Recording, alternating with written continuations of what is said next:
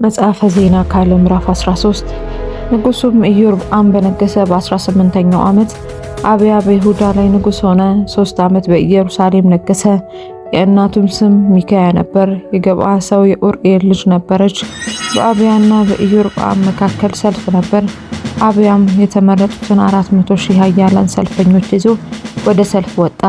ኢዮርብዓምም የተመረጡትን 800,000 ጽኑዓን ኃያላን ሰዎች ይዞ በእርሱ ላይ ተሰለፈ። አብያም በተራራማው በኤፍሬም ሀገር ባለው በጽማራይም ተራራ ላይ ቆሞ እንዲህ አለ። ኢዮርብዓምና እስራኤል ሁሉ ሆይ ስሙኝ። የእስራኤል አምላክ እግዚአብሔር በእስራኤል ላይ መንግስትን ለዳዊትና ለልጆቹ በጨው ቃል ኪዳን ለዘላለም እንደሰጠ በውኑ አታውቁምን?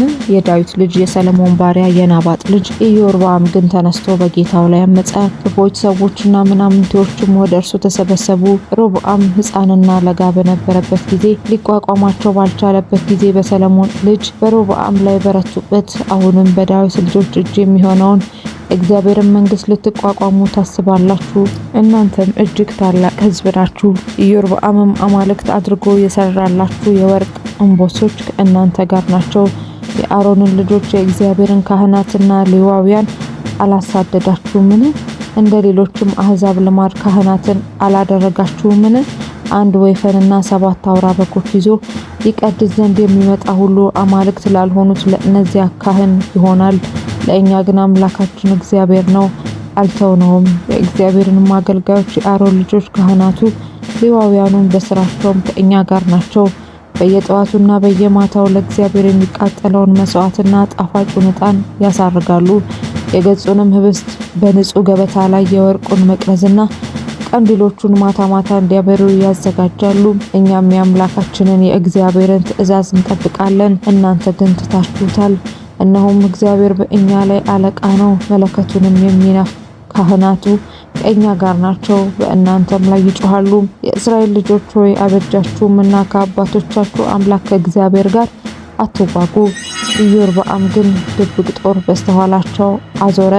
እነርሱ በይሁዳ ፊት ሆነው ድብቅ ጦር በስተኋላቸው ነበር። ይሁዳም ወደ ኋላው በተመለከተ ጊዜ እነሆ ሰልፉ በፊቱና በኋላው ነበር። ወደ እግዚአብሔርም ጮሆ ካህናቱን መለከቱን ነፉ።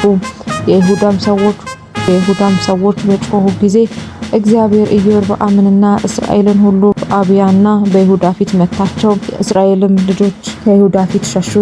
እግዚአብሔርም በእጃቸው አሳልፎ ሰጣቸው። አብያና ሕዝቡ ታላቅ አመታት መቷቸው። ከእስራኤል 500,000 የተመረጡ ሰዎች ተገድለው ወደቁ። በዚያም ጊዜ የእስራኤል ልጆች ተዋረዱ።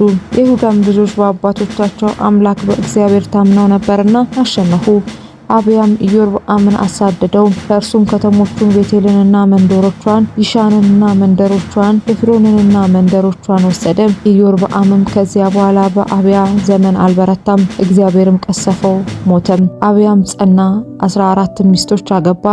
22 ወንዶች ልጆችንና 16 ሴቶች ልጆችን ወለደ። የአብያም የቀረው ነገርና አካሄዱ የተናገራቸውንም ቃሎች በነቢዩ በአዶ መጽሐፍ ተጽፈዋል።